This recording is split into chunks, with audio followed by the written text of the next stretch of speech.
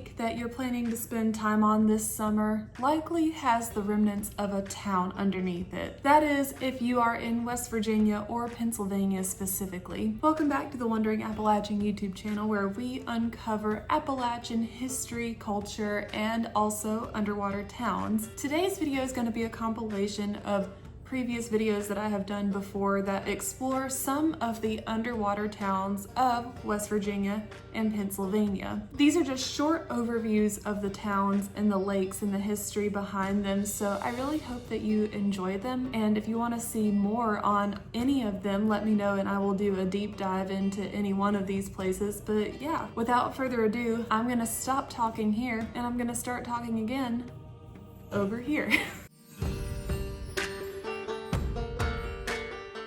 Welcome back to Underwater Appalachia, where we discuss underwater Appalachian ghost towns.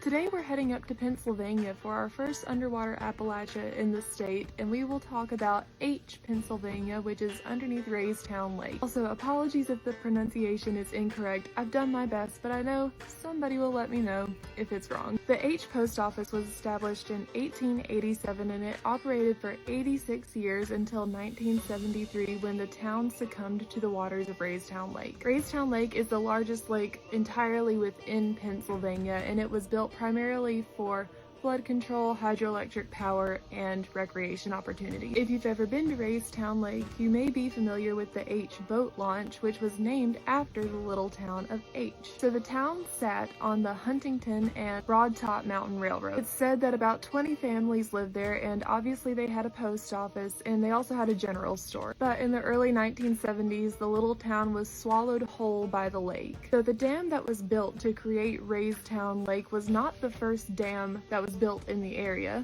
There was an old Raystown dam that was built in the early 1900s, around 1905, and it was built as a private hydroelectric endeavor. And though it's not the dam that created the lake, it kind of paved the way for the eventual creation of Raystown Lake as it's known today. When the Army Corps of Engineers came to town, about 1,800 property owners sold their land to the government, and they had to relocate many homes, along with 407 graves, which always gives me an eerie feeling. However, there are supposedly a few permanent structures that still sit underneath the water. There are some roads, a bridge over the river, and the original dam that we just talked about. Most of the homes that were relocated went to higher ground in Markelsburg before the lake was flooded. I found a neat website called the Garner Family Ancestry, where I got a lot of the photos for this video, and it has some first-hand accounts of someone who actually saw Aitch with their own eyes. From the looks of it, the woman who made this website's husband's aunt and uncle used to live in Aitch, and so I'd like to tell you some of their story. She talks about Raystown Lake being a beautiful place to boat and camp, but she says, quote, "We hated it for many years because of the displacement of my husband's aunt and uncle, who were never the same after," which is a knife to the heart.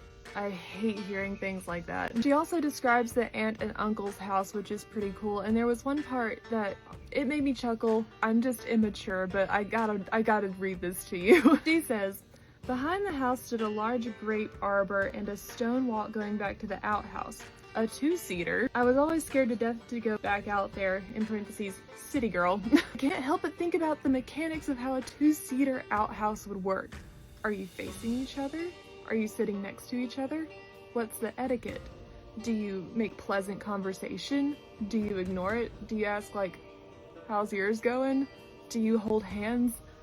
I thought about this for way too long. But regardless, I was really happy to find some first-hand accounts of Aitch, because that always makes the place feel more real, because I think it's easy to forget that these were places that actually existed because we just can't visit them anymore.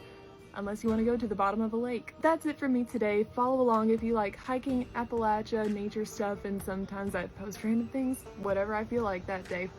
Okay, bye. Welcome back to Underwater Appalachia, where we discuss underwater Appalachian ghost towns. Today we're heading back to West Virginia, specifically the upper central part of the state, to discuss all of the communities that were flooded by Tygart Lake. There were several little communities that were flooded by Tygart Lake, including Yates, Stonehouse, Cecil, Cove Run, and Sandy, but today we're going to focus on Stonehouse and Cecil. Beginning with Stonehouse. So Stonehouse was a little community in Taylor County, West Virginia. First white settler to the area was a man named David McDaniel, and he got there in 1790. He also established a ferry called McDaniel's Ferry. And roughly 2 to 3 decades after his arrival, he built a stone house. And it was very prominent and became such a landmark within the community that that's what they ended up calling the area. So hence the name Stonehouse, because of the big stone house. And it was used by the McDaniel family for at least 3 generations. The ferry business was run out of the stone house, and they also had a general store that was in the stone house. How many times am I gonna say stone house? In 1884, it was also the site of the post office of the area. And in 1885, the post office for the nearby town of Cecil was established. So let's talk about Cecil for a second. It may have been the largest of all the towns that were flooded by Tygart Lake. And not all of Cecil was covered, but it was essentially erased from maps after the lake was constructed. And speaking of the lake's construction, Tygart Lake construction began in 1934. It was built primarily for flood control to regulate the waters and tributaries of Tygart Valley, West Fork, the Monongahela, and the Ohio rivers. By 1938, construction was completed and the lake was filled. When I was doing my research, I came across this really interesting blog site for the towns of Tygart Lake, and one of the photos in there that I'll put up here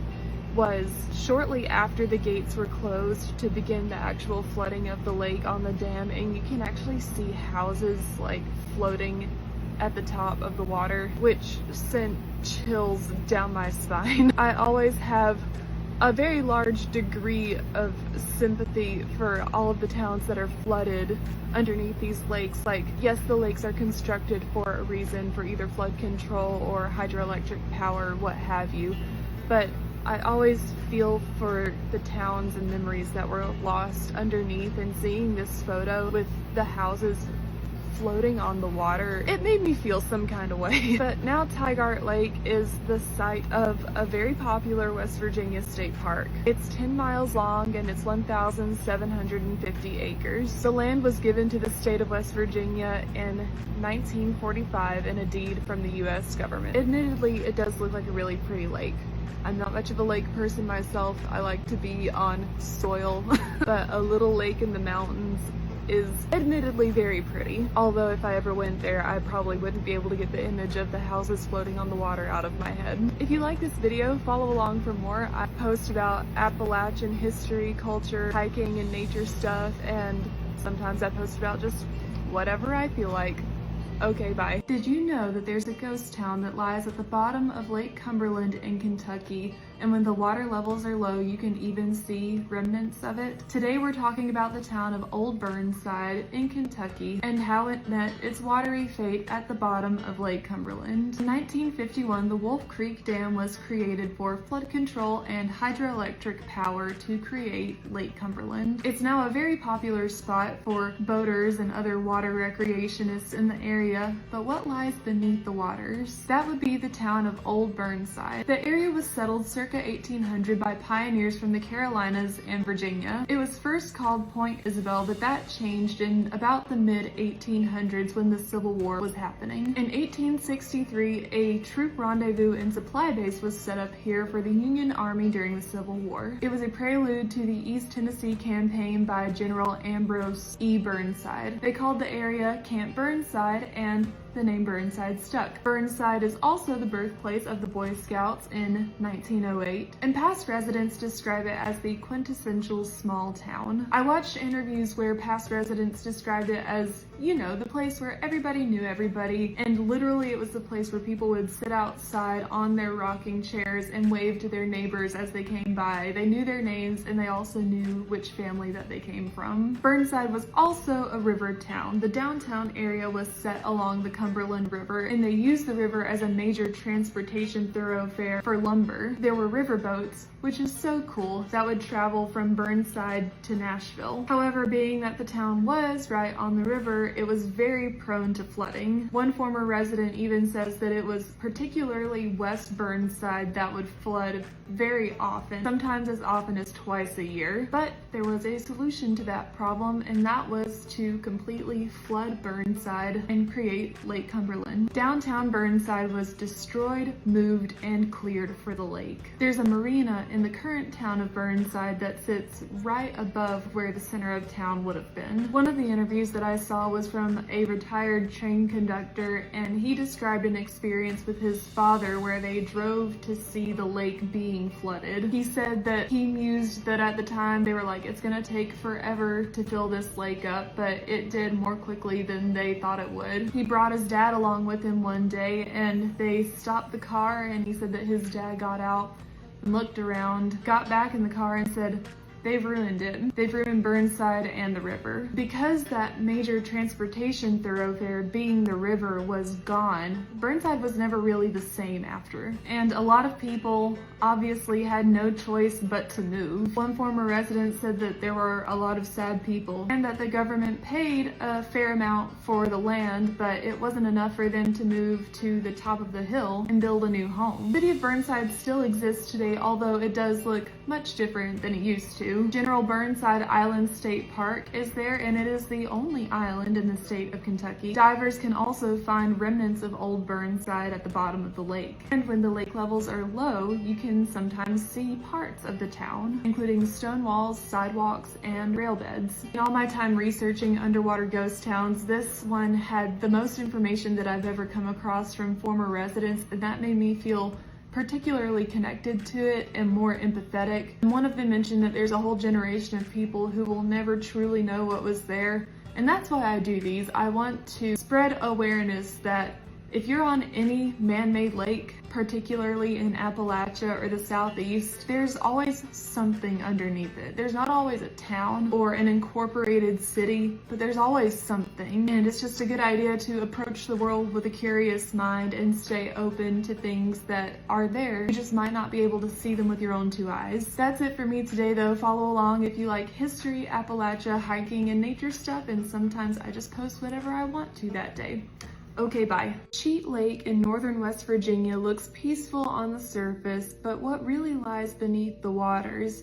Today, we're sifting through the scarce information that exists out there to get to the bottom of what really lies beneath Cheat Lake. Just outside of Morganton, West Virginia, Cheat Lake was created in 1925 when the Cheat River was dammed to build a hydroelectric plant. As for what really lies beneath, that was kind of a difficult challenge. From my research, what I gathered is that there's not an entire town that lies beneath Cheat Lake. However, there are some interesting pieces of history that I cannot wait to share with you. Firstly, we need to talk about the little community of Uneva, West Virginia. Uneva was established in 1882, and it looks for a while like it might have been the site of Mont Chateau. Early promotional materials for Mont Chateau told interested parties that they should contact the hotel proprietors in Uneva, West Virginia. But already by 1904, the West Virginia State Gazetteer and Business Directory said that Uneva was a discontinued post office in Monongalia County, West Virginia. Also, sorry if I'm saying Monongalia wrong. I second guess myself every time I try to say it. But anyway, Uneva last appeared on a map in 1924, which was the year before the lake was built. Mont Chateau was eventually moved. They had to sell the land that they were on so that the lake could be constructed, but it existed in another place afterward. Today it's home to the West Virginia Geological and Economic Survey and the Museum of Geology. Another name that I kept coming across when I was looking up what's underneath Cheat Lake is Cheat Haven. However, it does not appear that there was ever a Cheat Haven, West Virginia. From my research, Cheat Haven was a community in Pennsylvania that is now called Lake Lynn. Now here's where things get a little bit confusing. Part of Cheat Haven could have been impacted by the construction of Cheat Lake, because the lake is right on the border between West Virginia and Pennsylvania. But there is not a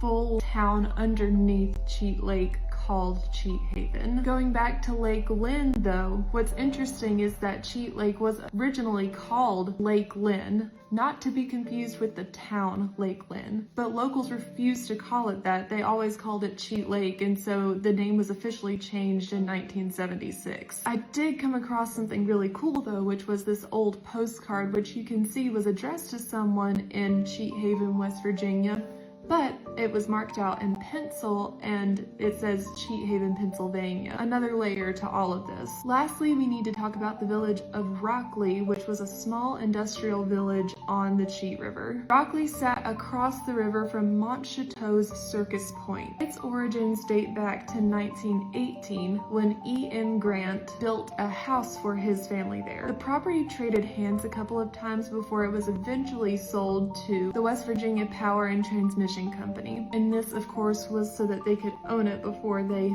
flooded it. There's not a lot of consolidated information out there about what lies beneath Cheat Lake, so this was a bit like uncovering a big mystery puzzle. It was really interesting. I hope that you enjoyed it though. Follow along for more history, Appalachia, hiking, and nature stuff, and sometimes I just kind of post whatever I feel like posting that day.